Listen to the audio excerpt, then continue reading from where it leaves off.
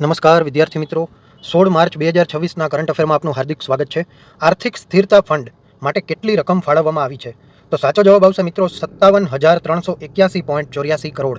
Next, smog eating સપાટીઓના પરીક્ષણ માટે દિલ્હી સરકારે કોની સાથે સમજૂતી પત્ર પર હસ્તાક્ષર કર્યા છે?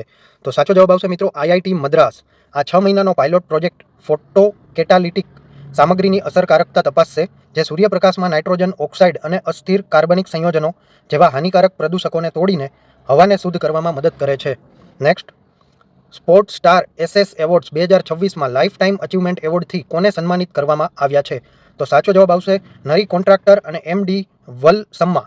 નારી કોન્ટ્રાક્ટર ભારતીય ક્રિકેટ શ્રેણીના ભૂતપૂર્વ કેપ્ટન, જેમણે પુરુષ શ્રેણીમાં આ સન્માન મળ્યું છે, તેમણે સુનિલ ગાવસ્કરના હસ્તે આ એવોર્ડ એનાયત કરવામાં આવ્યો હતો.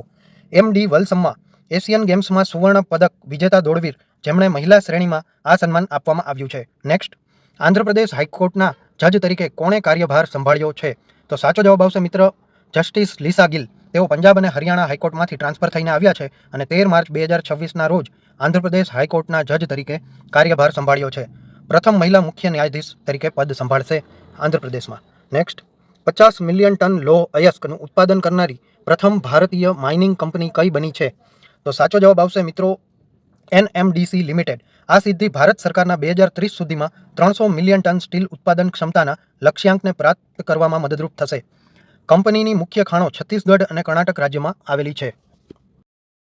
ડેઇલી કરંટ અફેર ભણવાથી જો તમારા નોલેજમાં વધારો થયો હોય તો આ વિડીયોને લાઇક કરી દેજો, આ વિડીયોને શેર કરી દેજો, અને તમે કઈ એક્ઝામની તૈયારી કરો છો એ કમેન્ટ મારી દેજો, અને આ ચેનલને સબસ્ક્રાઇબ કરી દેજો.